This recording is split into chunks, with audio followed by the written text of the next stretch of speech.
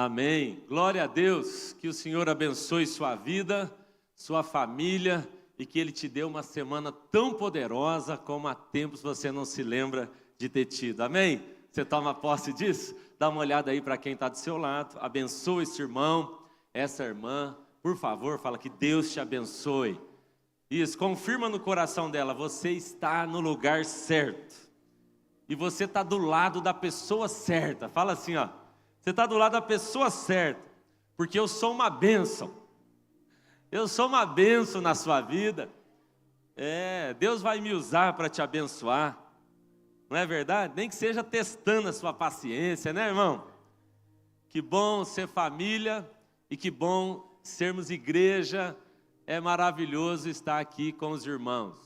Agora, o seu José está um puxa-saco que ninguém aguenta mais. Que história é essa? A hora que ele desceu daqui, tinha uma conta que ele devia para o Jacques, ele já não vai pagar mais, né? Meu Deus, seu José, ninguém aguenta isso aí não. Deus abençoe o irmão, que alegria. Irmãos, estava com saudade de estar aqui com os irmãos. Eu e Suelen, na semana passada, estávamos viajando, fomos servir nossos irmãos lá nos Estados Unidos. Uma igreja linda, algumas igrejas lindas lá, Deus está levantando, lá também na América. Nós falamos a maior parte do tempo para brasileiros lá, um povo lá de Deus sendo levantado. Não é fácil, irmãos. A pessoa pensa, né? A pessoa está lá nos Estados Unidos, está tudo bem. O povo vive longe da família. E muitos lá, nós conversamos assim, gente que está lá há 20 anos, quase 30 anos, nunca mais voltaram ao Brasil, não viram seus pais. Alguns souberam, né, da morte dos pais, mas não puderam estar aqui. E um povo que Deus está levantando naquele lugar e levantando assim mesmo, poderosamente. Ore pelos nossos irmãos ali da América também, uma igreja linda de Deus. Nós pudemos, eu e Sueli, participar ali de alguns cultos, alguns lugares de oração e fomos abençoados naquele lugar. Chegamos já correndo, doido para ver os irmãos, foi bem rápido.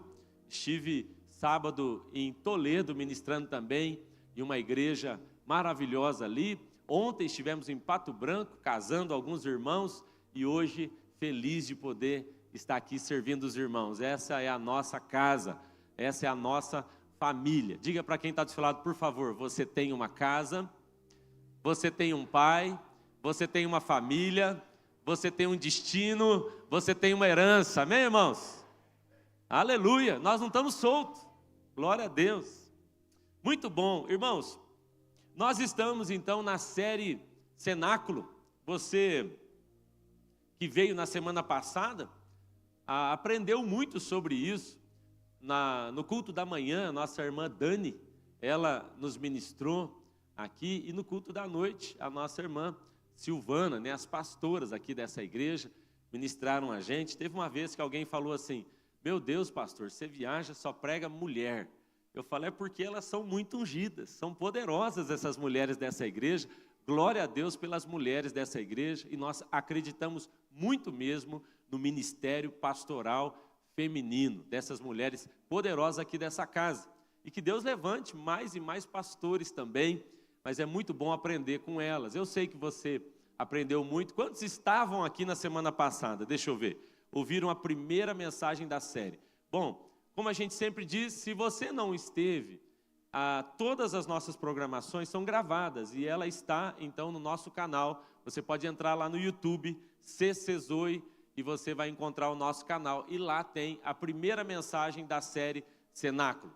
Nós estamos há 14 dias do que a gente chama de Dia de Pentecostes. Celebramos o Dia de Pentecostes, que é o dia em que o Espírito Santo, que foi uma visitação, se transformou numa habitação. Você deveria ter celebrado muito quando eu disse isso. Mas a verdade é que esse foi um dos maiores eventos sobre a terra, depois da morte e ressurreição de Jesus. Quando Jesus vem, morre, ressuscita, ele deixa claro, ele diz, olha, vai acontecer algo maravilhoso. Vai acontecer, vocês não vão ficar órfãos, vai vir, vocês vão receber a promessa.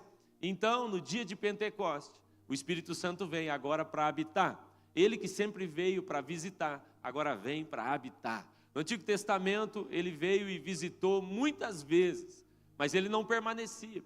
mas no Novo Testamento, agora na Nova Aliança, ele vem e permanece e vive dentro de nós, amém? E isso é maravilhoso, não há tesouro maior que você carregue do que o Espírito Santo de Deus dentro de você e agindo através de você. Por isso essa série.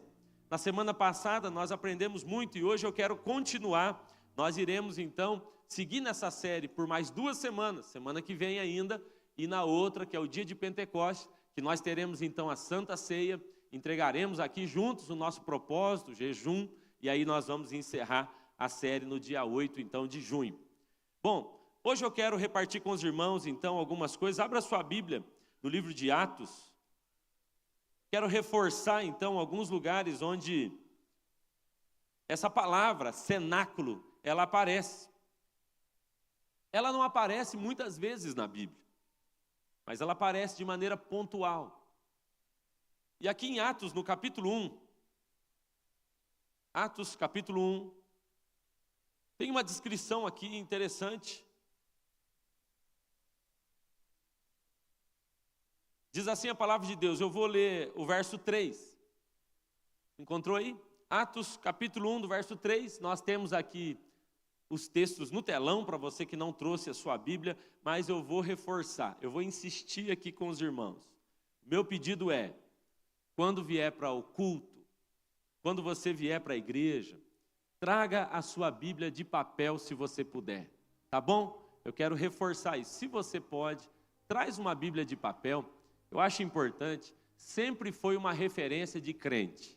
Não é assim? Você lembra? Como é que você identificava um crente na rua? Você lembra?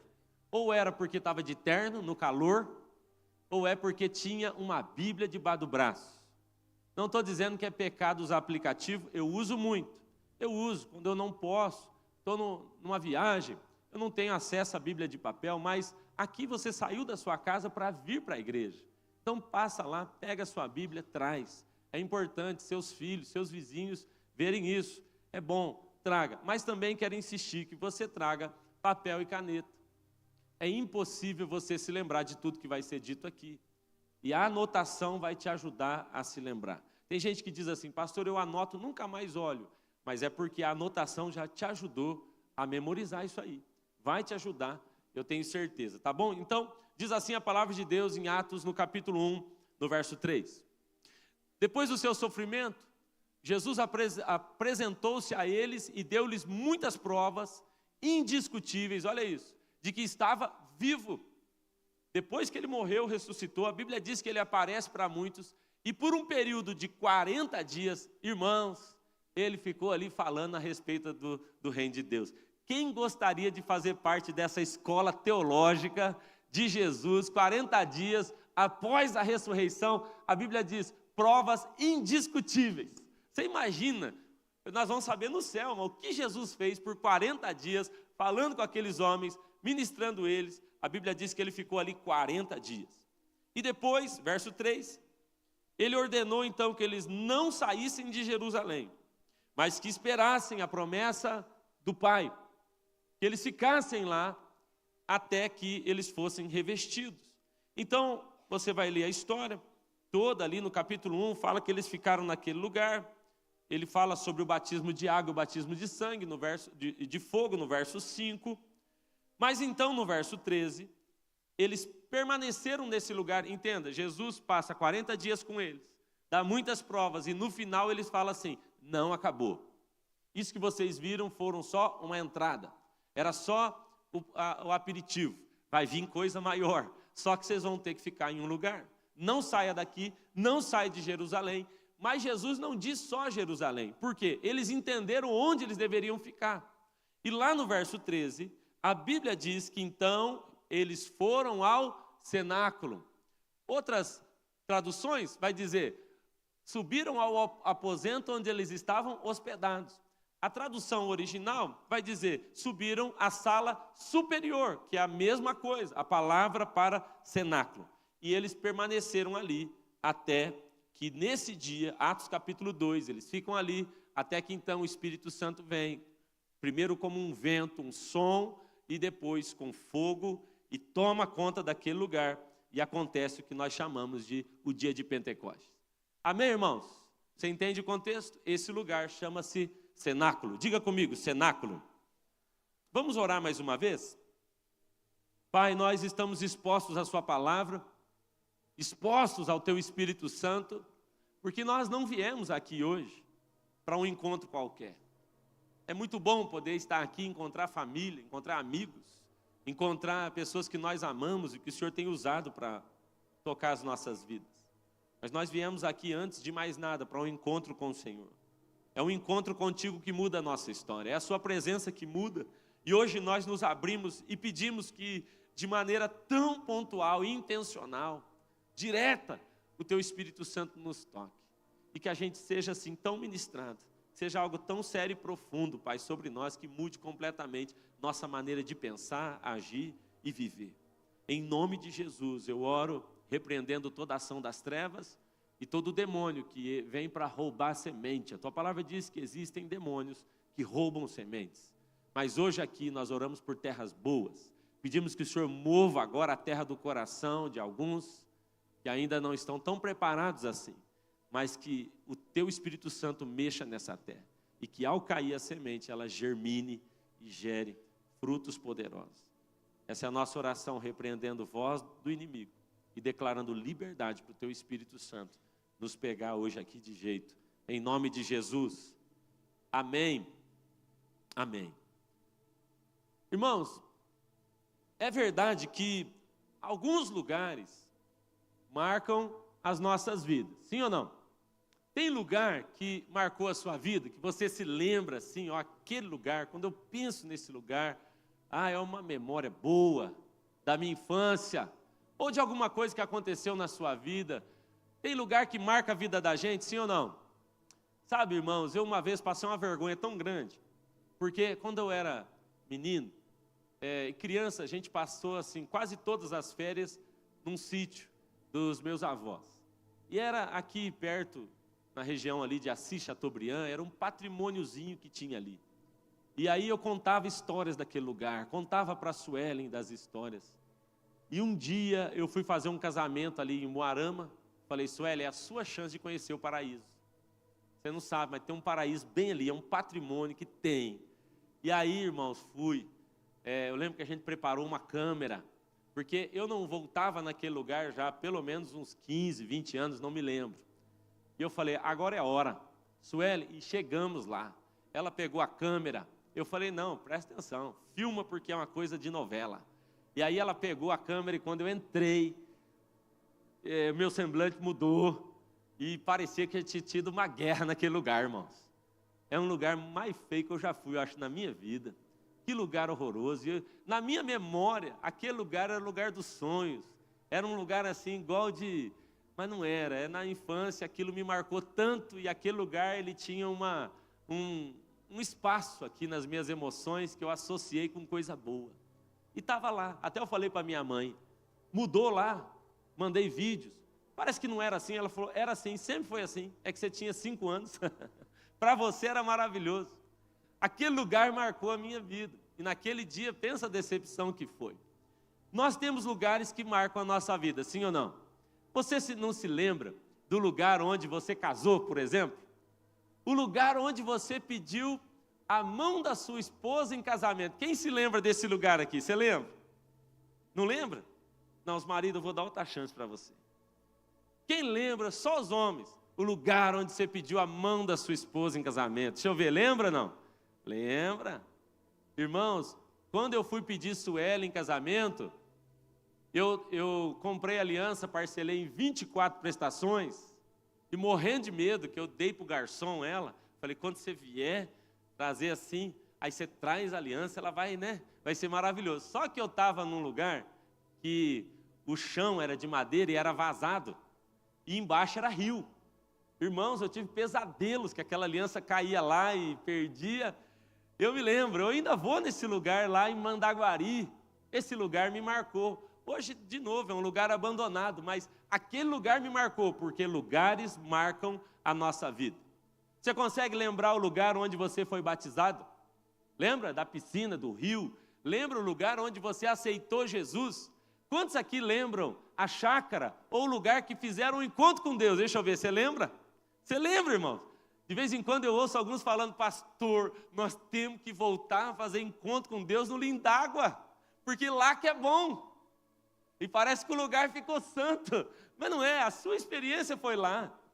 Não quer dizer que lá seja ruim, mas não quer dizer que todo mundo que for lá vai ter a mesma experiência que você teve. Lugares marcam a nossa vida. E Deus usa alguns lugares assim para marcar a gente e para nos lembrar. Na semana retrasada, se eu não me engano, eu fui a Londrina e estava comigo o Adrian e o Dieguinho. E eu me lembro que a hora que eu cheguei em Londrina, tanta memória daquele lugar, quando eu morava lá, e eu me lembro que eu falei para eles, eu vou levar vocês no lugar do mendigo. Porque foi lá, o lugar onde eu encontrei o mendigo. E eu fui, o Adrian e o Diego estavam comigo, aquele lugar não fazia sentido algum para eles. Mas quando eu cheguei na esquina, e eu parei, eu falei, foi aqui, eu quis chorar. Era uma esquina, só, não tinha mais nada lá. Era nada, era simples, uma esquina suja lá em Londrina. Mas quando eu falei, foi aqui, pensa quanta coisa Deus me lembrou. Porque lugares marcam a gente. Amém, irmãos? Isso também faz sentido biblicamente. Quando a gente olha para a história bíblica, a gente percebe que Deus escolheu alguns lugares para ficar na história bíblica. Por exemplo, Jesus não nasceu em qualquer lugar. Ele não nasceu num lugar aleatório. Não, 700 anos antes, Miqueias falou, e tu, Belém Efrata, de ti sairá o menino. Ou seja, 700 anos antes, Deus já estava dizendo, eu escolho um lugar para ele nascer. E ele escolheu Belém. A Bíblia também diz que ele iria passar um tempo no Egito. E isso 700 anos antes. E vai ele lá para o Egito depois. A Bíblia diz que ele seria nazareno. Ou seja, que ele viveria, a infância de Jesus foi em Nazaré. Você não lembra onde foi a sua infância? Marcou a sua vida? O lugar da sua infância, sim ou não? Eu encontro alguns irmãos aqui da igreja, eles falam, pastor, hoje eu moro aqui em Laranjeira, mas a minha infância foi lá no Rio das Cobras, foi lá em, sei lá, Porto Barreiro, Porto Santana, marcou a minha vida. A Bíblia diz que o Senhor se preocupou com isso, porque lugares importam. Jesus leva os seus discípulos para um lugar, para que nesse lugar a mensagem fique ainda mais gravada. A Bíblia diz que ele chama os seus discípulos, leva eles para um lugar chamado Cesareia de Filipe. Por quê levar para Cesareia de Filipe? Porque aquele lugar era um lugar endemoniado. Ali havia rituais a todo tipo de deuses e demônios. E naquele lugar havia um lugar, ali ainda existe esse espaço, que é um lugar de sacrifícios, é uma caverna que é chamada Porta do Inferno. E ali Jesus levou os seus discípulos, porque o lugar ia ampliar ainda o entendimento deles em relação à mensagem. Então, naquele lugar, na porta do inferno, ele diz, as portas do inferno não poderão prevalecer contra a minha igreja. O lugar melhorou a mensagem. Quem está entendendo, diga amém. Então, na Bíblia, você vai encontrar montes, por exemplo, como Moriá, que foi tão importante, o lugar onde Abraão foi sacrificar seu filho. Monte Carmelo, o lugar onde Elias batalhou com os profetas de Baal. Ou tantos outros como o Sinai, o lugar onde Deus apareceu. Lugar é tão importante, escute o que eu estou dizendo. Apesar disso tudo, o lugar não fica santo. Você está entendendo isso? Mas lugares são importantes para trazer a memória da gente, coisas que Deus quer falar com a gente. Lugar é tão sério que Deus leva Jacó a um lugar, e aquele lugar é tão maravilhoso, Deus aparece, fala com ele, e aquele lugar ele chama de Betel. Anos depois, quando Jacó está perdido, Deus aparece para ele e fala, você está perdido, você não está bem, volta para aquele lugar onde eu falei com você lá no início. Porque Deus estava falando com ele, volta, porque eu tenho algo para lembrar você. Coisas que aconteceram lá, não que aquele lugar seja santo, mas que aquele lugar vai te ajudar a entender coisas que eu quero falar com você. Quem está entendendo isso aqui, diga amém. Então, na Bíblia, irmãos, lugares importam. Lugares importam. Eu lembro, quando eu fui a primeira vez e alguém me disse, pastor, esse aqui é o Jardim do Túmulo, lá em Israel. Eu não acreditava que eu estava lá. E eu, sinceramente, irmãos, eu fui assim de maneira tão despretensiosa, que eu pensava, eu não vou mistificar nada. Aqui é só um lugar como outro lugar. Mas quando eu entrei naquele jardim, e eu vi o túmulo, não sei se é lá ou não, alguns dizem que sim, mas quando eu cheguei, irmãos, aquilo mexeu tanto comigo. Eu não digo que foi nada místico, mas foram as memórias. E quando eu olhei para aquele lugar, eu falei, é aqui. Então é aqui. Irmãos, eu não queria sair dali mais. E eu comecei a chorar tanto, e um rapaz lá, um brasileiro que trabalha lá no Museu do Túmulo, em Jerusalém, ele falou, eu conheço vocês, eu sou lá da região de Cianorte, veja como Deus prepara as coisas. E ele falou, vocês querem fazer uma ceia? E ele deu para nós pão e suco, e nós fizemos uma ceia ali. Irmãos, eu não sei te contar quanta revelação nova Deus trouxe ao meu coração a respeito da morte, da ressurreição de Jesus, porque eu estava agora em um lugar que não é santo, mas que me lembra de coisas importantes que eu não devo esquecer. Lugares importam. Deus te levou a lugares, fez coisas na sua vida, te marcou de várias maneiras, no seu batismo, sua conversão, seu encontro com Deus, e tantas coisas aconteceram. E Ele usa isso para nos lembrar de coisas que nós perdemos. E talvez perdemos muitas delas. E por que eu estou falando disso? Porque essa série Cenáculo fala de um lugar. Nós estamos falando de um lugar. E durante esses dias de série que nós estaremos aqui falando, eu quero te levar de volta àquele lugar. Não que aquele lugar seja santo. Irmãos, eu estive lá.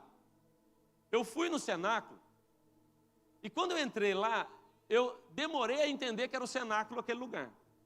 Eu perguntava, é aqui mesmo? É aqui que é aqui? Aqui que é o lugar que é aqui? E o pastor falava, é aqui, pastor. É aqui que é o cenáculo. Eu dizia, não pode. Não pode ser, que eu estou aqui. Só que não tinha nada demais lá, irmão. E quando nós somos naquele lugar, mais uma vez, agora nós estamos diante de várias lembranças do que Deus fez na vida daqueles homens. Por isso eu quero insistir com você. Durante essa série eu quero te convidar a voltar a um lugar.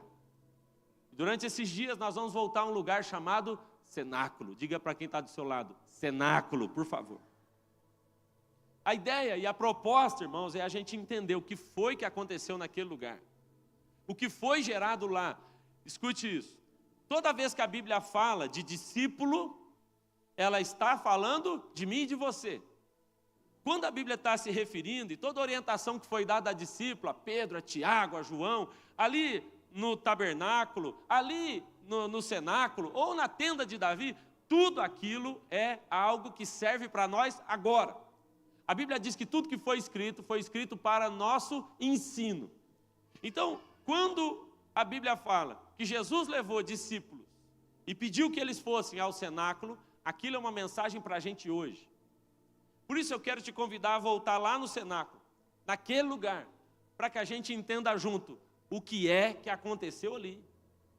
O que é que eles fizeram? Quais foram as posturas, os posicionamentos daqueles homens? Porque se Deus os levou para aquele lugar, para mudar a história da humanidade, para fazer nascer a igreja, porque a igreja nasce ali. Se Deus os levou para aquele lugar, é porque aquele lugar importa, e a gente precisa entender alguns detalhes daquele lugar. O cenáculo fica em Jerusalém, é um prédio muito, muito simples. Ele fica no segundo andar. Eu vou abrir só um parênteses aqui. Ele fica no segundo andar. O que fica embaixo do cenáculo lá, teoricamente, é o túmulo de Davi. Teoricamente. Bom, eu estou abrindo um parênteses e se você entender, você entendeu.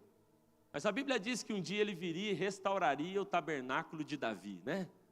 E aí o Espírito Santo vem exatamente numa sala acima do túmulo de Davi. Pode ser que haja alguma conexão aí, quem pegou, pegou. Nós fomos até lá, prédio simples, segundo andar, fica ali perto do Monte Sião. O significado do nome cenáculo é lugar de refeição. Você vai encontrar dois significados. Irmãos, e é simples assim. Eu não vou aprofundar, escute o que eu vou dizer a você. Eu não vou aprofundar, porque eu acho que o propósito não é essa teoria profunda. Cenáculo significa lugar de mesa, lugar que a gente senta para comer, lugar que a gente senta para ter comunhão. Em outra versão, em outra tradução, cenáculo também fala de um lugar superior. Isso, pode tirar. Não precisa, obrigado. Obrigado. Então, dois termos assim básicos para a gente entender o que é cenáculo, amém? O lugar das refeições, nada mais que um refeitório. Você precisa ter isso em mente hoje aqui. Nada mais que um refeitório. No segundo andar, só. É tudo que você precisa saber. Agora, duas perguntas eu me fiz e eu acho que a gente precisa responder elas juntas aqui. Duas perguntas sobre o cenáculo. Primeira, o que aconteceu lá? O que tornou aquele lugar tão especial? Então, primeiro, sabe o que acontece lá? A última ceia. Esse é o lugar onde Jesus escolheu para realizar a última ceia.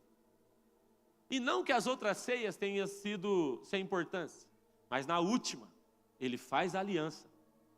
Na última, ele deixa o símbolo para nós. Não há símbolo mais poderoso de aliança do que a Santa Ceia. E nessa última, Jesus esclarece algumas coisas. Você lembra como foi que eles encontraram o cenáculo? Você lembra como foi? Foi assim, Jesus falou, vocês vão lá procurar um lugar para a gente realizar a última ceia antes da Páscoa. E ele falou para os discípulos, sabe como vocês vão saber que aquele é o lugar? Vocês vão encontrar um homem carregando um cântaro. Deixa eu te explicar, a chance disso acontecer em Israel é quase zero. Porque homem não carrega cântaro, isso é trabalho de mulher. Quem é que estava buscando água no poço lá de Jacó? Lembra que era uma mulher samaritana? Era normal as mulheres irem buscar água no poço. O que não é normal? Um homem como Jesus chegar lá. Você entende isso? Isso era trabalho de mulher. Então Jesus fala, vocês só vão encontrar esse lugar por um caminho sobrenatural. Diga para quem está do seu lado, caminho sobrenatural. Então o cenáculo é um lugar que nem todos acham, nem todos encontram. Porque antes de você chegar naquele lugar, você vai ter que experimentar algo anormal. Você já pediu para Deus para ser normal um dia? Irmãos, essa é uma das minhas grandes orações. Nossa, quanto tempo eu falei a Deus, eu queria só ser normal. Eu queria só ter uma vida normal. E Ele falou, não, você fez orações perigosas. Você orou errado. Você orou pedindo que eu te usasse, agora a sua vida não vai mais ser normal. A culpa é minha. Eu orei errado. Mas sabe, irmãos, Ele está dizendo, vocês vão encontrar esse lugar por um caminho. Vocês vão achar um homem com um cântaro nos ombros. E eles encontram. E naquele lugar, então, isso está em Lucas 22:10. E naquele lugar, então, Jesus agora reúne com os seus discípulos. E é nesse lugar, cenáculo, como eu disse, lugares importam. É nesse lugar que Ele fala, ei, esse é o meu corpo entregue por vós, esse é o meu sangue derramado por vocês. Façam isso em memória de mim até que eu venha. É no cenáculo. Cenáculo é o lugar onde a sua aliança é renovada. Diga comigo, cenáculo é o lugar onde a minha aliança é renovada. A sua aliança com Deus será renovada aqui em nome de Jesus. Uma aliança poderosa, mais uma vez. Então, irmãos, acontece ali a última ceia. É ali que os apóstolos se reúnem. E é ali que Pentecoste acontece. Tá bom para você só isso aqui?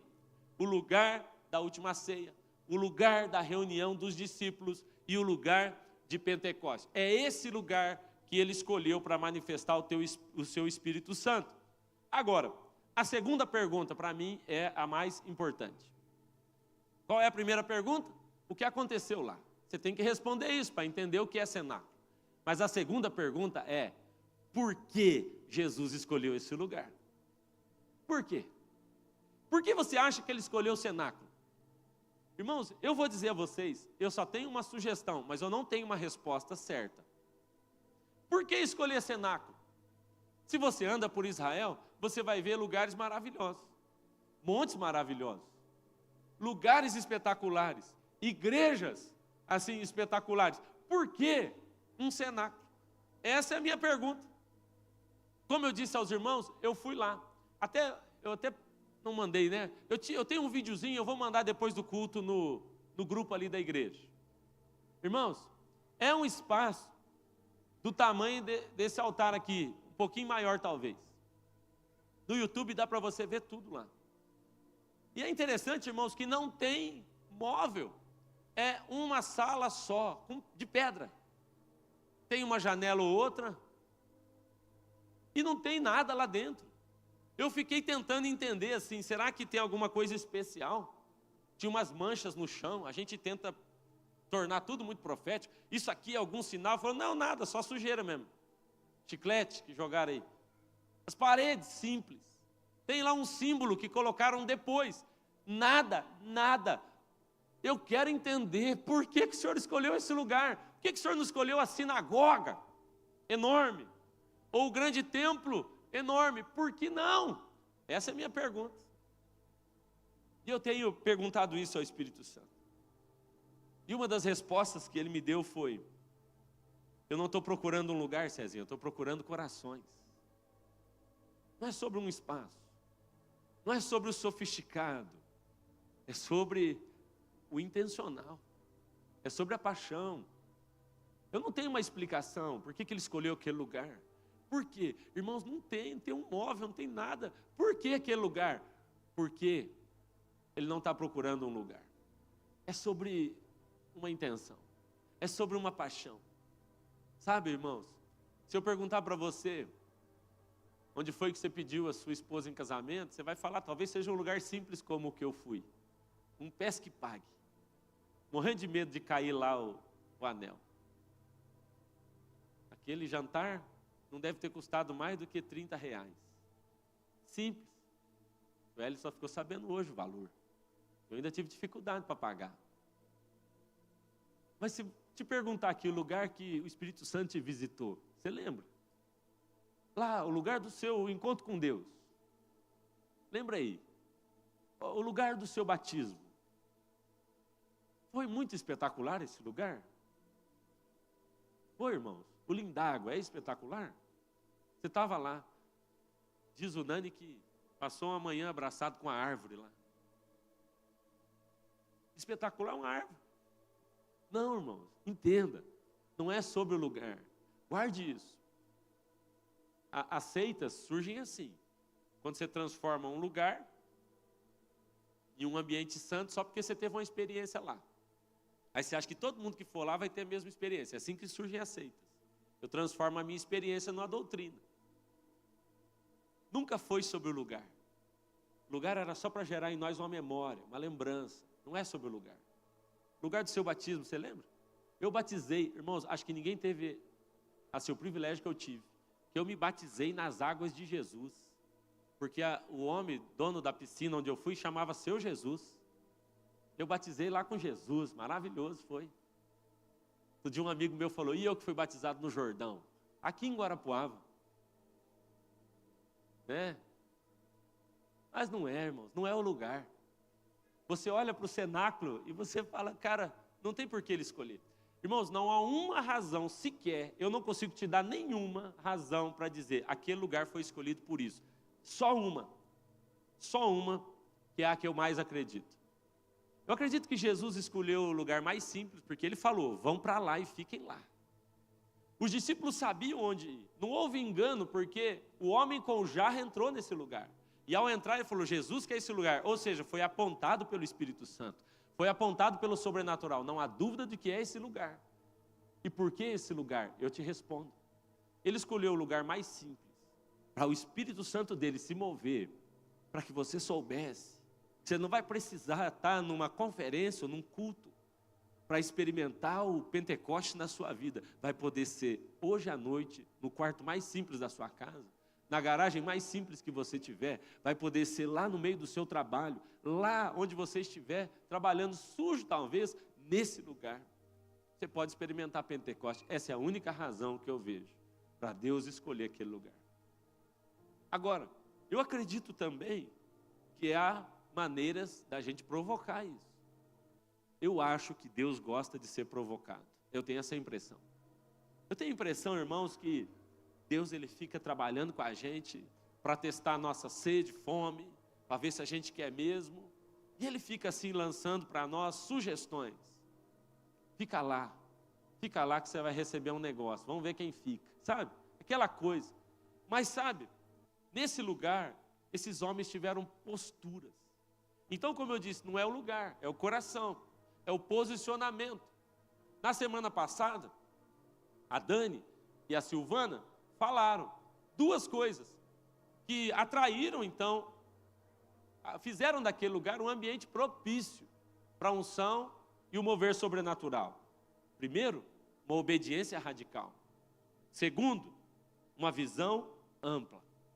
Se você quer experimentar Pentecostes na sua vida hoje, você não precisa esperar o 8 de junho, é hoje. Você quer experimentar hoje, irmãos? Aprenda a ser alguém que obedece de modo radical a Jesus. Radicalmente, nem que passe vergonha, nem que isso custe a sua reputação, deixa que vá a reputação, não tem problema. Obedeça de modo radical. Assim são aqueles que estão experimentando Pentecostes. Agora, a segunda coisa é uma visão superior. Eu não vejo no mesmo nível que todos. Eu tenho lentes eternas, eu vejo do jeito que Deus está vendo. Amém?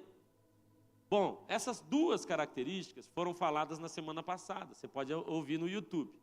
Hoje eu quero falar de três características que aconteceram, que existiram na vida dos discípulos, lá no cenáculo.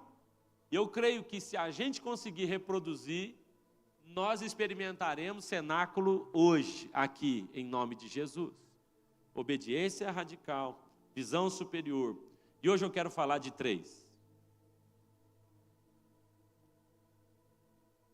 A primeira delas é, o cenáculo é um lugar de permanecer. Anote aí. Cenáculo é o lugar da permanência, é o lugar de perseverar, é o lugar de continuar e não parar, independente das circunstâncias. Isso é tabernáculo, isso é cenáculo. Ouça bem, irmãos. Quando a gente fala sobre intenção, e eu quero insistir com algo aqui. Deus não responde desejo, ok? Ele não é o gênio da lâmpada. Deus não responde desejo e nem responde necessidade. O que é que Deus responde? Fé. Amém? Deus não responde, eu tenho um desejo, Ele vai, não. Eu tenho uma necessidade, Ele sabe do que eu preciso, Ele vai responder a isso? Não. Deus responde fé. Isso é muito sério. E a nossa fé, ela se manifesta em atitudes. Inclusive, você vai encontrar na Bíblia, Jesus falando, vendo-lhes a fé. Como é que Jesus viu a fé daquele rapaz paralítico que está sendo introduzido pelo telhado da casa? Ele viu, é uma postura de fé. Fé se manifesta em posturas. Não é possível você dizer, eu tenho uma super fé, mas não tem uma postura de fé. Não anda em fé. Isso não é coerente, você entende? Tiago vai dizer, você me mostra a sua fé e eu te mostro as minhas obras. Nós vamos ver quem é mais poderoso. Porque fé sem obras é morta. Então, quando a gente fala que o cenáculo é um lugar de permanecer, é porque assim é uma das formas de você manifestar a sua fé. Por quê? Irmãos, a nossa dificuldade hoje tem sido essa. A gente não continua as coisas. A gente não permanece. Isso eu estou falando de modo geral. É cultural. É cultural, irmãos. A gente está pronto a desistir de qualquer coisa. De qualquer curso, de qualquer dieta, de qualquer tipo de disciplina. E estamos levando isso também para outros níveis, como desistir de casamento, pessoas, amizades. Está muito fácil. Isso é cultural. Só que quem deseja experimentar uma vida profética de Pentecostes na sua vida, precisa então entender que cenáculo é um lugar onde eu permaneço. Por que eu estou dizendo isso? A Bíblia diz que Jesus orientou os seus discípulos e falou, vão para lá e fiquem lá. Fica lá quanto tempo? Até que algo aconteça. Vocês vão ter que ficar, vocês vão ter que esperar, vocês vão ter que permanecer. Deixa eu te falar algo. Quando a gente fala, Atos capítulo 1, Jesus apareceu 40 dias. Que aula, que curso teológico, 40 dias, pregando, ensinando e dando provas indiscutíveis que Ele era o Senhor. Aleluia, 40 dias. Paulo vai dizer, 1 Coríntios 15, 6, Jesus apareceu para mais de 500 irmãos pessoalmente, depois da sua ressurreição. Quantos irmãos? Fala para quem está do seu lado, 500. Ok. Irmão, nós estamos falando num prazo aí de 40 a 50 dias. Ele apareceu para 500. Sabe o que aconteceu? Desses 500, quantos ficaram no cenáculo até a vinda do Espírito Santo? 120. 380, presta atenção, não é 380 de nós aqui, que não vimos ele pessoalmente. Não, é 380 daqueles que sentaram, ouviram Jesus, tocaram nele. Então, se esses caras que tocaram, viram, desistiram, que dirá de nós? Nós vamos ter vontade de abandonar. Nós vamos ter vontade de desistir. Nós vamos ter vontade de começar e não terminar. Nós vamos ter vontade de diminuir o ritmo. Isso vai acontecer com a gente. Só que a palavra-chave para cenáculo é permanecer. Nós estamos no ano da frutificação. E você sabe, junto comigo, que João capítulo 15, quando fala de frutificar, ele trabalha uma palavra-chave. E a palavra-chave não é fruto. A palavra-chave é permanecer. Porque frutificação é resultado e consequência de alguém que permaneceu. E eu vou insistir nisso, irmão. Porque nós fazemos parte dessa geração que abandona tudo. E que desiste. Agora, talvez você diga assim, mas eu estou aqui, pastor. Então eu vou te falar. Existem 3 níveis de permanência. Anote se você estiver anotando. Você pode permanecer de 3 formas. Escute só. Número 1, tem aquela pessoa que permanece e a batalha dela é só para não se perder. É assim. Sabe aquele irmão que ele está porque ele tem medo de sair, ele não sabe o que vai ser da vida dele? Sabe aquele irmão que permanece porque ele pensa, se eu sair o capeta me pega? Sabe aquele irmão que fala, eu vou ficar porque se eu sair vai ter um monte de gente falando mal de mim? Eu vou permanecer. O primeiro nível dos que permanecem, eu não estou dizendo, irmãos, que essa pessoa que ficou dessa forma vai para o inferno. Não é sobre salvação. Está todo mundo sendo salvo. Desse jeito aqui, aqueles que estão em Cristo vão ser salvos. Agora escute, você pode ter ficado só pela batalha de não cair. Tem gente que está assim, eu estou aqui, mas eu estou na linha, pastor. Eu estou numa linha, eu estou, mas eu tenho medo de que amanhã eu já não esteja mais. Eu até venho no culto hoje, mas eu morro de medo, porque pode ser que já amanhã eu já me abraço com o capeta. Então eu estou numa luta danada. Tem que ter cuidado, claro. Esse é o primeiro nível. É a pessoa que está batalhando aqui, eu não quero quebrar a aliança. Tem gente que está assim no casamento. Ele está no casamento assim, lutando para não virar em divórcio. Esse é o primeiro nível, só um nívelzinho. Mas isso não é a melhor maneira. Então você pode permanecer, primeiro, batalhando para não largar. Só isso. Agora, há um segundo nível de permanência. É aquela pessoa que aprendeu a permanecer, ela já passou dessa luta de abandonar, ela já diz, não, eu já não vou abandonar mais. Eu já aceitei Jesus, eu já entendi que essa aqui é a minha vida, e é a pessoa que começou a se acostumar agora com as disciplinas. Ela já decidiu, não há divórcio. Não tem opção para divórcio dessa minha aliança com Jesus. Eu vou permanecer. E agora ele está se acostumando com as disciplinas. Ele ainda luta, porque ainda não tem prazer na disciplina. Ele ainda faz oração, mas é aquela luta para não dormir no meio da oração. Ele ainda lê a Bíblia, mas é aquela luta porque ele não tem prazer naquilo. Ele ainda jejua, mas ele reclama o dia inteiro depois de ter jejuado 20 minutos. É aquela coisa, já não vou sair mais, mas eu ainda não tenho prazer nisso. Quem está entendendo? É o segundo nível. Tem gente que vive disso aí. Ok, mas há o terceiro nível. E é aqui que eu quero te convidar. É o nível de quem entendeu que não é mais sobre lutar para não sair. Não é mais sobre lutar para ter uma disciplina correta. Mas é o nível de alguém que entendeu. Eu não só vou ficar, mas eu vou progredir nesse relacionamento. Eu vou avançar nisso. E eu vou estar cada dia mais perto e mais íntimo dele. Quem está entendendo, diga amém. Então esse é o terceiro nível. O nível da progressão. É o nível onde eu não só estou em Cristo, mas cada dia mais próximo dele, de glória em glória. Sabe, irmãos, uma das grandes vantagens, transformações da nova aliança, é que a nova aliança, ela é permanente.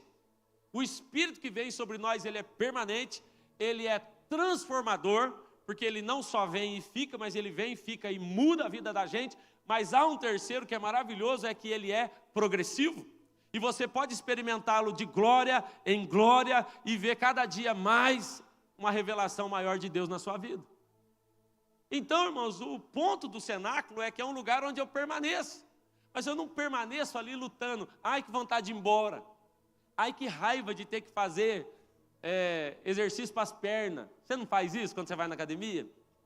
Ai, meu Deus do céu, vou pular esse treino. Tem gente que está assim. Eu aprendi as disciplinas, mas eu ainda odeio.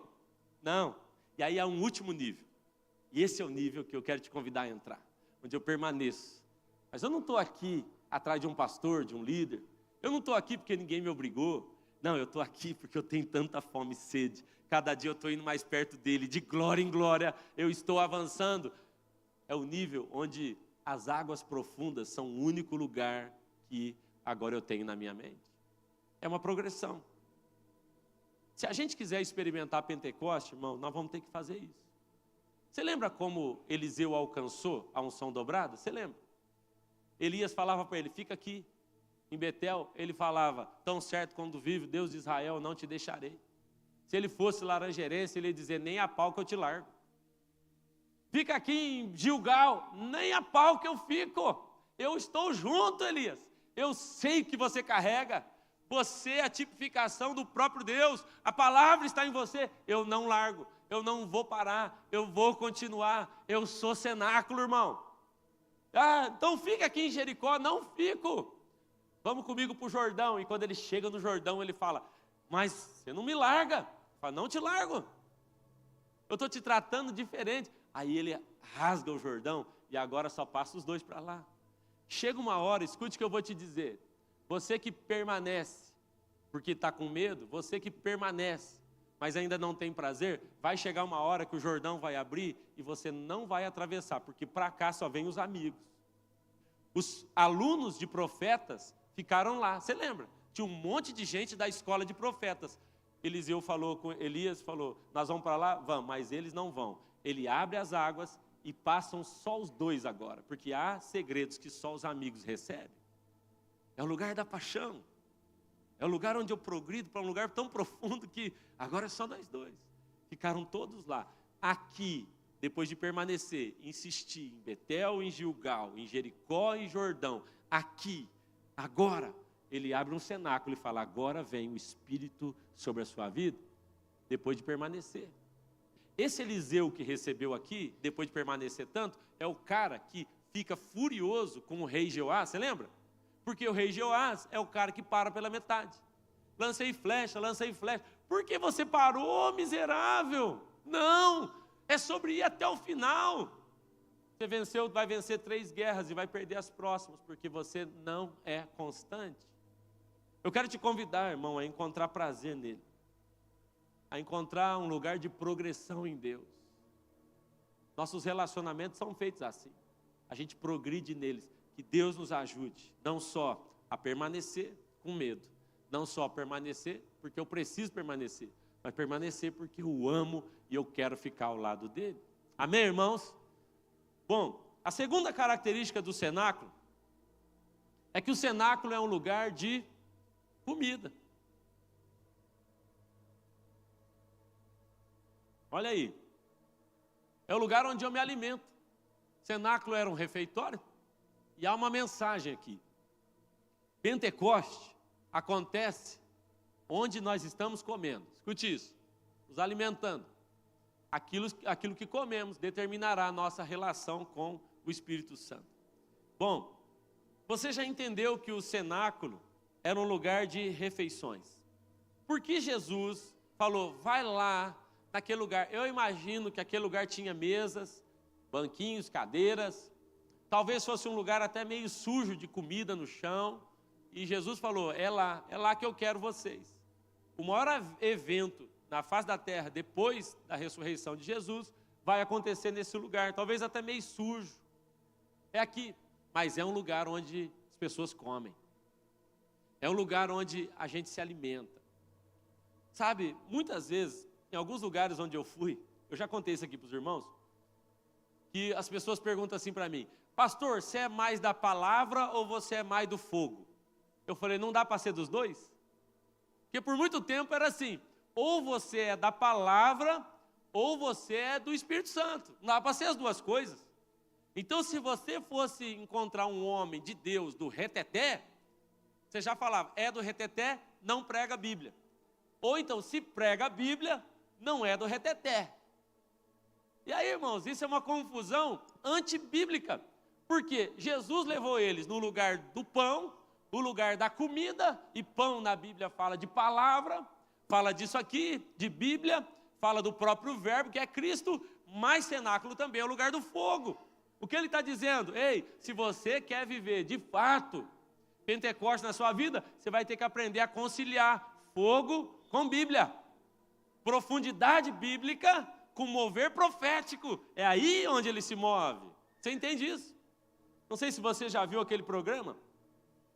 Tem um programa na TV que o nome é assim: você é o que você come. Já viu isso? Você é o que você come. É complicado esse programa. É horrível. Porque a gente, Jacques, não é bom, né? Porque tem muita coisa que a gente come, a gente não percebe, né? Vai estragando a vida da gente. Ah, irmão, mas isso não é bom. Nem um assunto legal de falar.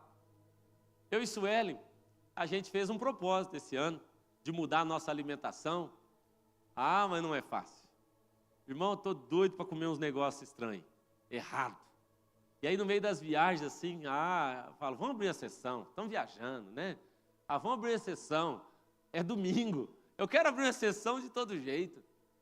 Você já viu, não sei se você é desses, que fala: eu vou na academia para comer mesmo. Ou não? Tem ninguém aqui que é assim, não? A maioria faz isso. Eu malho para comer. É por isso que eu malho. É para poder comer.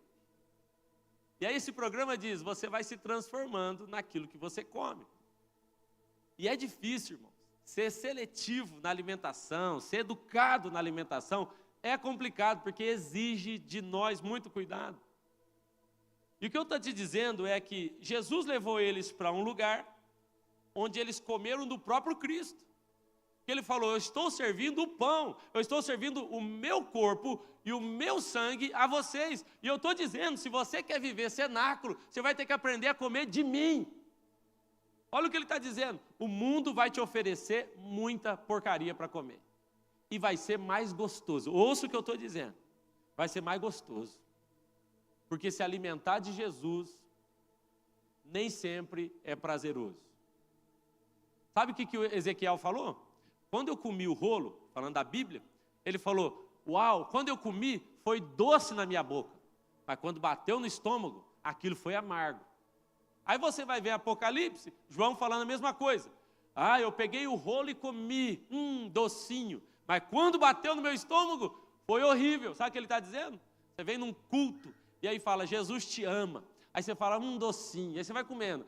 Ele é maravilhoso. Aí, docinho, maravilhoso. Ele me perdoa.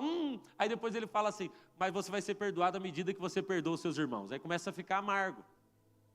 Então é mais gostoso eu ser seletivo no YouTube. Eu vou escolher as pregações que, assim, elas abraçam a minha alma. É mais fácil, claro. Mas eu vou te dizer, se você não come certo, você também não experimenta o cenáculo e o Pentecostes na sua vida. É o que a Bíblia nos ensina. É por isso que a gente entra no período de Pentecoste convidando a jejuar. Porque jejuar é ruim. Bom é ter jejuado. Mas quem ama jejuar? Não. E é por isso, irmãos, que Jesus inicia o seu ministério com 40 dias de jejum. Porque o primeiro Adão errou como? Como foi que o primeiro Adão errou? Comendo o que não devia. Se alimentando de algo que a serpente ofereceu. Muitos de nós, escute o que eu estou dizendo, estamos comendo comida de serpente. Paulo vai dizer: você não pode sentar na mesa do Senhor e sentar na mesa de demônios. Olha o que ele está dizendo. Há duas mesas. Há uma mesa de Jesus e há uma mesa de demônios. Irmãos, tudo o que a gente comer amanhã, durante a nossa semana, ou é da mesa de Jesus ou é da mesa de demônio. Não há uma mesa escrito: essa aqui nada a ver. Não existe uma mesa que diz: essa não vai causar dano Nenhum na sua vida. Não, ou você come de Jesus, ou você come de Satanás. Mas e o vídeo que eu assisto lá no Instagram? De Jesus ou de Satanás? E a música que eu ouço lá na rádio? Ou de Jesus ou de Satanás? Mas e aquelas brincadeiras? Ou de Jesus ou de Satanás? Isso está te alimentando, querendo você ou não. Aquilo que ouvimos, aquilo que damos atenção, nos alimenta, querendo ou não. E ninguém está imune a isso. Ninguém está imunizado. Eu posso ouvir, eu posso participar e não vai afetar o meu sistema imunológico, não vai mudar nada no meu intestino, não vai mudar nada no meu estômago, muda completamente. Isso é bíblico.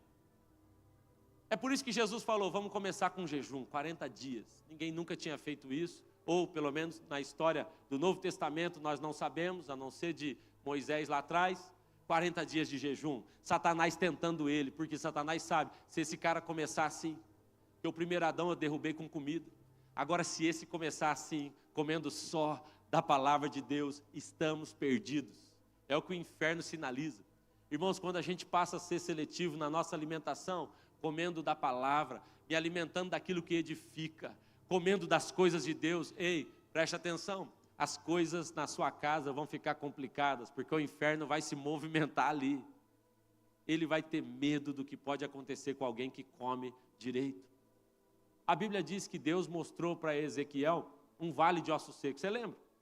E ele falou para Ezequiel, profetiza sobre o vale. E aí Ezequiel profetizou, e o vale de ossos secos passou a viver. E aí está todo mundo dizendo, Deus nos deu, como igreja, a autoridade para declarar sobre vales, levante-se. Tá, mas e o início de Ezequiel? Ninguém lembra?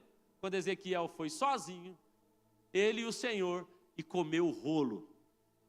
Porque não há autoridade para profetizar sobre vales de ossos secos, seja na sua vida financeira, emocional, familiar, seja na sua saúde, não há autoridade para quem não comeu do rolo, para quem não está cheio de Bíblia. Então, Amós vai dizer, vai chegar um dia em que o Senhor vai derramar sobre o seu povo fome e sede, e não é fome de comida e nem sede de bebida, é fome e sede da palavra de Deus.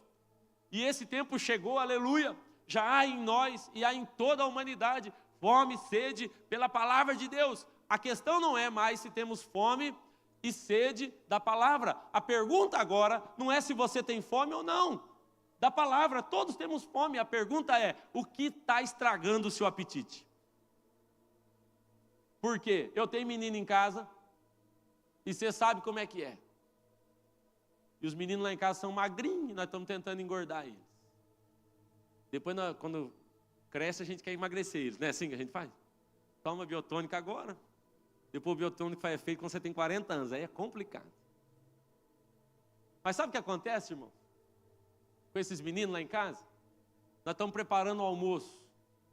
E aí quando dá 11h30, o almoço vai ficar pronto 11h45, mas 11h30, eles querem comer uma bolacha. Biscoito, vocês falam?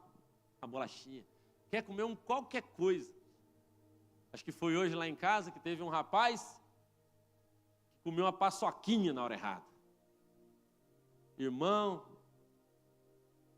eu não falei nomes, né, Lucas? Não usei nomes aqui, mas não trabalhamos com nome. Mas é o mais velho nosso. Come uma paçoquinha. Já foi. Irmão, estragou. Eu sei que alguns aqui podem comer uma jaca que não estraga. Claro, conheço os irmãos aqui que tem, né? Mas estraga o apetite. Escute o que eu estou dizendo, irmão. Deus colocou em você uma fome e uma sede pela palavra. Só que na hora, ao invés da gente pegar a Bíblia, falar, eu vou aprofundar, aí a gente vai para a rede social, sabe? A gente vai para a TV, a gente vai bater papo, a gente vai... Não estou dizendo, não há nada de mal nisso, escute o que eu estou dizendo, não há nada de errado nisso, está tudo bem, tem hora para tudo isso, mas se você fizer isso no momento errado, vai acabar com o seu apetite. E aí aquele tempo que você teria para a Bíblia, você gastou no WhatsApp, aquela fome que você tinha, aquela mente liberada, sabe a madrugada, aquela hora que está tudo quieto na sua casa, que se você pegar a Bíblia, você vai assim, ouvir o Espírito Santo sussurrando. Mas você prefere ver meme no Instagram? Você prefere ver o vídeo? Cara, nada contra, eu gosto. Eu falo que um dos sinais que sua relação com a sua esposa está boa é que ela manda para você no privado, alguns memes de indireta. Ele vive me mandando, só indireta. Mas não tem problema nenhum nisso, eu estou dizendo, toma cuidado, porque isso aí pode roubar a sua fome, seu apetite, estragar aquilo que Deus colocou. Então, quando o povo de Deus sai de Israel, do Egito, ele fala, vocês vão começar a comer só o que eu der. Maná. Nada mais, maná. E eles estão comendo maná. Aí daí chega uma hora que eles falam, queria uma carninha, né? Fala, olha, cuidado, é o maná que eu te dei. Aí eles vão comer uma carne. Come, a Bíblia diz, estando eles com as codornizes entre os dentes, morreram. Porque não era para comer aquilo. Era para ter comido o que Deus estava dando. Nem só de pão viverá o homem. Amém, irmãos? Nem só de pão. Você olha para a Bíblia e você vai encontrar homens que fizeram diferença. Jesus, 40 dias de jejum. João Batista comia gafanhoto com mel silvestre. Daniel falou, eu mudo a minha alimentação, vocês vão ver que a gente vai ficar melhor. Essa coisa da alimentação está na Bíblia. E é sobre comer da palavra de Deus. Me alimentar do que Ele está liberando sobre a minha vida. Amém, irmãos? Em último lugar, para a gente poder orar. A última coisa que eu quero falar que acontece lá no cenáculo é comunhão.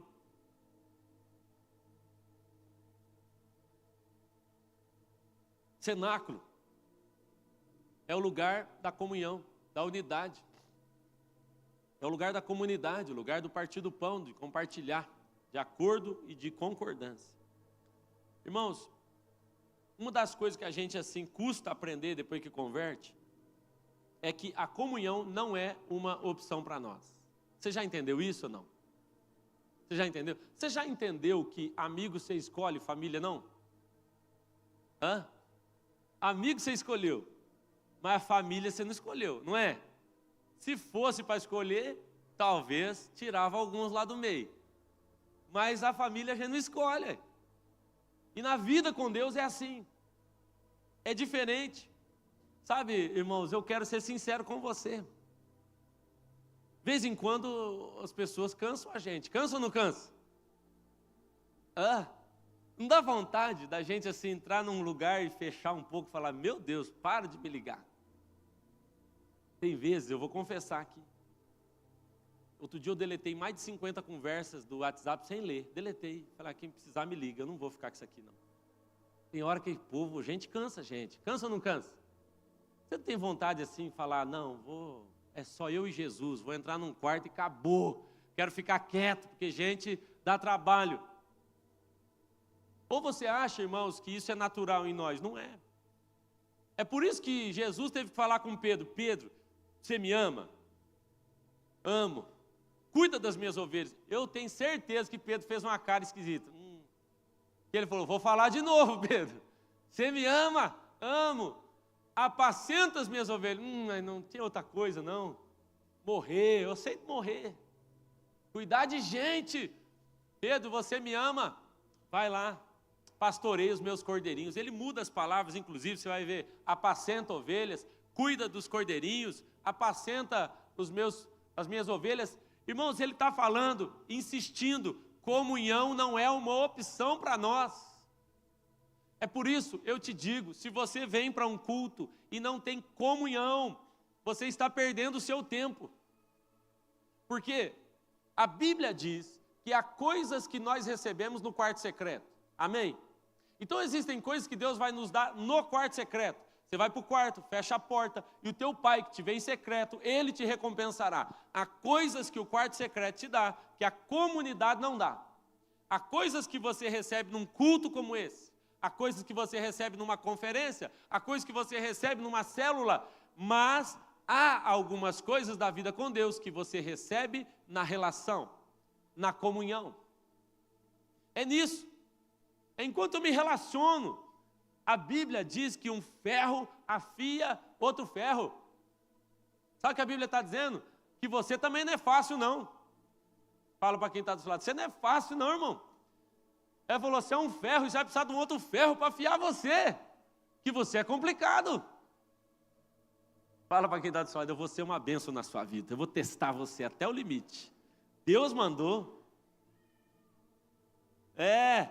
Irmãos, a comunhão é marca do cenáculo. Então eu vou te dizer, não adianta você ficar sozinho gritando, Espírito Santo vem só para mim aqui. Ele não é exclusivo seu. Ele está dizendo, eu estou me movendo na comunhão. 120 reunidos, gente, 120 coladinho, 120 juntos, aqueles que não saíram do lugar, aqueles que ficaram conectados em comunhão. Eu imagino que não foi fácil, 10 dias num lugar, não podiam sair, usaram o banheiro ali mesmo. Eu sei lá o que eles fizeram, não foi fácil. Talvez tinha o irmão mais expansivo, o irmão mais quietinho, e assim, claro, existe sempre uma tretazinha, que existe na comunidade. Agora, eles não se largavam, e aí o Espírito Santo se manifesta. Eu gosto dos caminhantes de Emaús, porque a Bíblia diz, e vinham discutindo entre si. Discute, mas não larga. Nós podemos discutir, nós podemos brigar, nós não podemos largar. A comunhão é pré-requisito para a ação do Espírito Santo e Pentecostes na nossa vida. A Bíblia diz, onde estiverem 2 ou mais, o número 1 não vai aparecer nessas expressões de comunhão. Então Jesus pega o pão, ele parte o pão e ele diz, esse é o meu corpo. O corpo de Jesus não é o pão inteiro. O corpo de Jesus é o pão partido.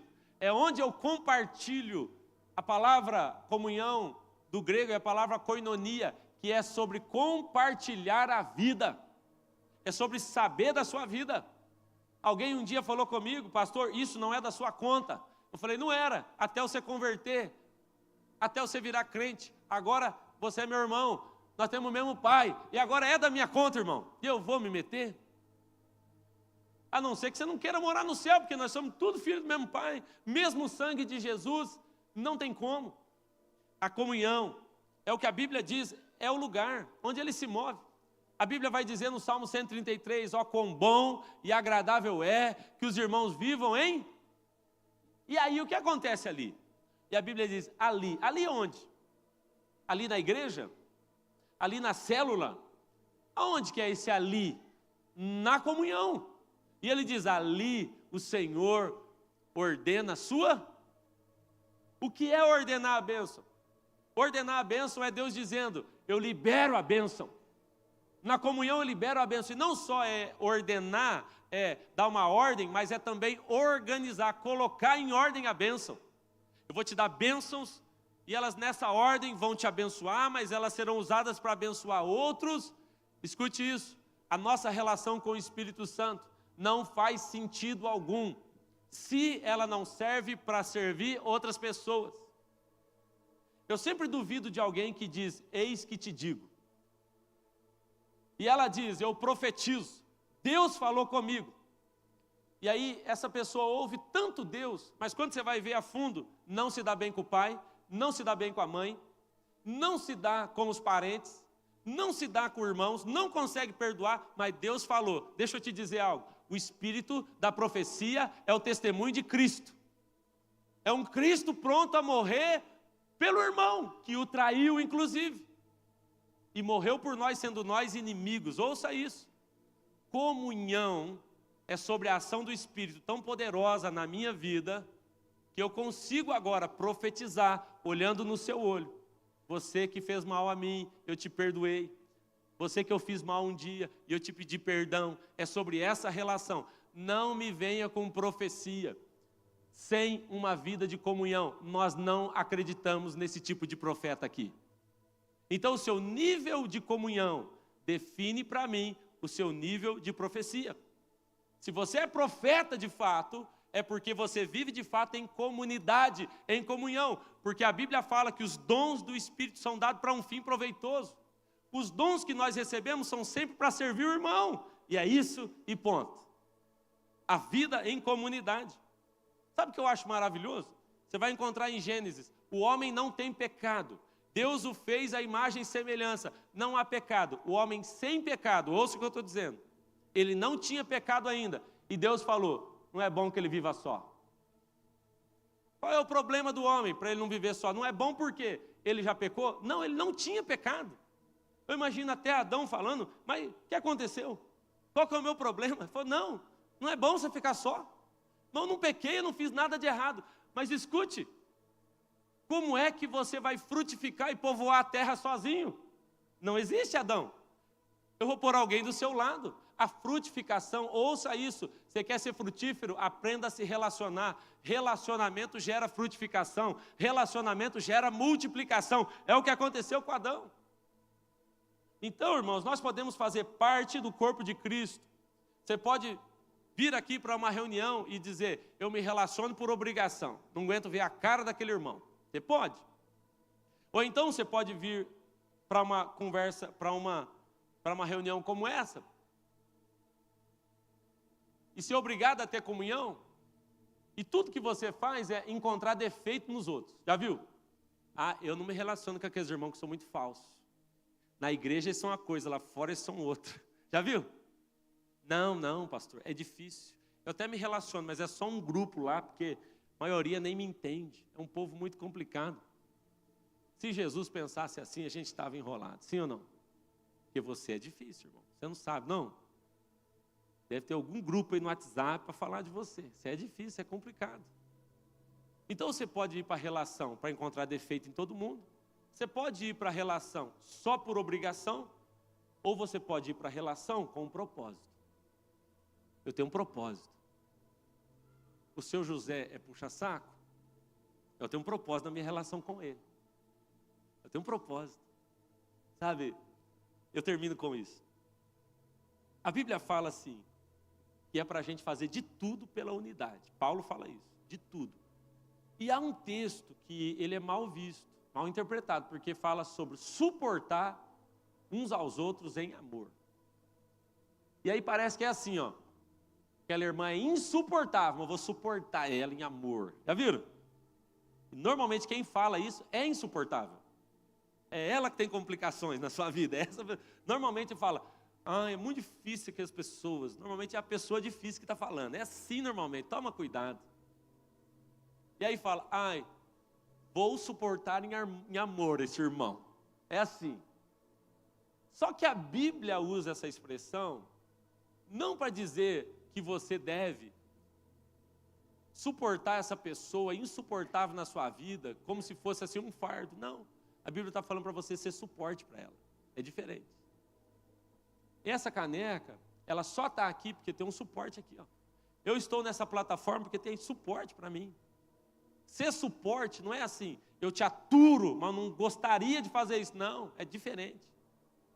É mais do que isso, é muito mais do que isso. Há um pastor que eu amo, que ele disse que uma das traduções para a palavra suportar é rolamento.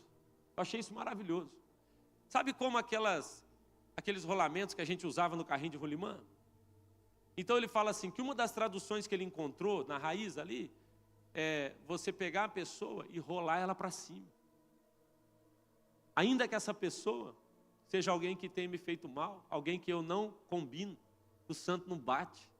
Ainda que assim, o que eu faço em amor não é ficar aturando essa pessoa, falar mal dela pelas costas, não. Eu ainda assim vou promover ela. É o que Jesus faz com Pedro. Pedro traiu. Jesus fala, chama todo mundo e chama Pedro, hein? E ainda que ele tenha me traído, estamos juntos. Essa é a vida na comunidade. Então Jesus nos ensina que a Trindade é um. Ele nos ensina que quando ele vem para a terra, ele chama 12. Ele nos ensina que ele tem alguns amigos mais íntimos. E ele nos ensina que para enviar para a missão, ele envia 70. Quando Paulo fica cego, Deus fala, vai lá Ananias e resolve com ele. Quando Moisés não tem orientação, ele fala para Jetro, vai lá e fala com ele, porque existem coisas que nós só recebemos na relação. Se você não tem relação, você perdeu isso. E cenáculo está cada dia mais longe da sua vida. Amém, irmãos? O desafio do cristianismo vai ser então me relacionar com quem eu acredito que não merece. Aí sim, nós vamos ser crente de verdade. Cenáculo é um lugar simples, mas o posicionamento no cenáculo não é tão simples assim. Vai custar tudo de nós. E em nome de Jesus, quando a gente puder fazer isso, eu creio que esse avivamento que a gente está tanto esperando, ele vai vir sobre nós e vai permanecer sobre nós. Amém, irmãos? Vamos orar? Você pode ficar em pé? Nós vamos orar.